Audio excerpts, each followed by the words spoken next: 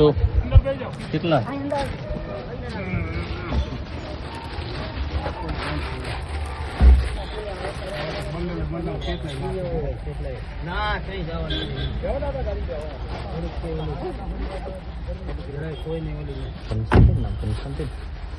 લો કન્સમ્પટી વાત થઈ પ્રમાણે બે કમ્પ્લીટ હાલો લો બનાવી બરાબર બે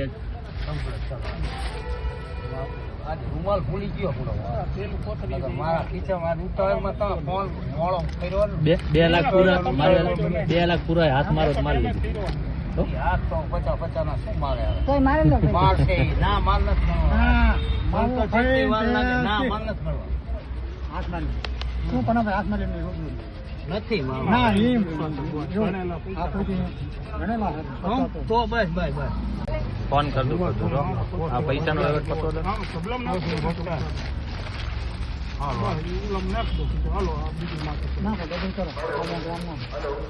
આપણે વાત થઈ પ્રમાણે બરોબર ને રેડી સુરેન્દ્રનગર જિલ્લાના ધાંગધ્રા તાલુકા પોલીસ સ્ટેશન ખાતે તારીખ 5 જાન્યુઆરી 2024ના રોજ છેતરપિંડી અને વિશ્વાસઘાતની એક ફરિયાદ નોંધવામાં આવેલી હતી. આ ફરિયાદની હકીકત એવી છે કે ફરિયાદી અરવિંદભાઈ રતિલાલભાઈ વરમોરા કે જેઓ રામગઢ ગામ ધાંગધ્રાના રહેવાસી છે, તેઓને એક ઘનશ્યામભાઈ રાજપૂત નામના વ્યક્તિ કે જેઓ દસાડા પાટલીના રહેવાસી છે, તેમણે ફોન કરેલો હતો કે વાઘોડિયા વડોદરાના એક કિંજલબેન પટેલ અપરિણિત છે અને લગ્ન માટે છોકરો શોધી રહ્યા છે અને છોકરી પક્ષને લગ્ન કરવા માટે 2 લાખ રૂપિયા આપવા પડશે. આ બાબત અંગે ફરિયાદીશ્રીએ પોતાના ઘરના કુટુંબીજનોને જાણ કરેલી હતી અને કુટુંબીજનો લગ્ન કરવા માટે ત્યાં વાઘોડિયા ખાતે ગયેલા હતા.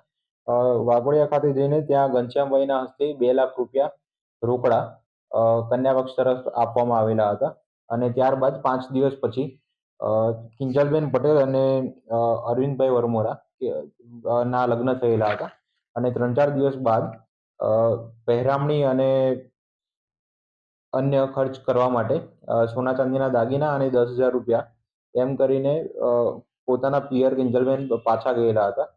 ત્યારબાદ અઠવાડિયા પછી કેળવા માટે ફોન કરતા ફરિયાદી શ્રીને ધમકી આપવામાં આવેલી હતી અને પરત નહીં આવે તે રીતે જાણ કરવામાં આવેલી હતી. આ સમગ્ર ઘટનાની તપાસ કરીને ધાંગધ્રા તાલુકા પોલીસ સ્ટેશન ખાતે છેતરપિંડી અને વિશ્વાસઘાતની ફરિયાદ નોંધવામાં આવેલી છે. હું અમદાવાદ નોકરી કરતો હતો, ટેમ્પો ચલાવતો હતો, મજૂરી કરતો હતો સાહેબ. અને મારા પપ્પાએ વાત કરી કે તે ગામના ભાઈ એ કે એ કે કરાવે કે જાય ગેરંટી બધી મેં લીધી હતી બરોબર. પછી અમને અહીંથી દેખાડવા લઈ ગયા જે ગામથી ગાડી લઈને. અમે વડોદરા પાસે વાઘોડિયા ગામ છે, અહીંયા અમને લઈ ગયા. અહીંયા છોકરી દેખાડી અમને. છોકરી દેખાડીને ચા પાણી પીતા એમને દેખાડ્યું મમ્મી પપ્પાને કે છોકરી વાળાને કીધું તમે વાતચીત કરી લો કે તમને છોકરી ગમે એ કે. છોકરી મારી વાત કરી 10-15 મિનિટ. મને કે બરોબર કે મને બરોબર કેટલું ભણી છે એ કહું 10 ચોપડી ભણી હું. મેં કહ્યું હું 9 ચોપડી ભણ્યો હું. તો એમ કે ચા પાણી પીને તો મેં કીધું કેવી રીતે કરવા. મેં કીધું તમારા પુરાવા અમને આપો, આધાર કાર્ડ હે, સ્કૂલની સલ્ટી હે, એ બધું અમને આપો. કે સલ્ટી ની બધું સુરત કોઈ છોકરી કે હું ભણું કે ત્યાં મારા પડ્યા કે ડોક્યુમેન્ટ બધા કે અત્યારે કે તમે છોકરીને લઈ જાવ કે. અને 4-5 દિવસ અમે તેડવા આવી તાણે કે અમે કે અહીંયા તમારા ગામમાં છોકરીને તેડવા અમે આવી તાણે કે તમને કાગળિયા બધા આપશું અને તમે ધાંગધ્રા કોર્ટ મેરેજ કરવા તો ભલે, લગ્ન કરવા તો ભલે કે. એ એવી રીતે એમના મમ્મી પપ્પા બધા સાથે હતા, અમારા મમ્મી પપ્પા સાથે હતા, મારા કાકા હતા, મારા દાદાના છોકરા હતા, બધા જોડે હતા.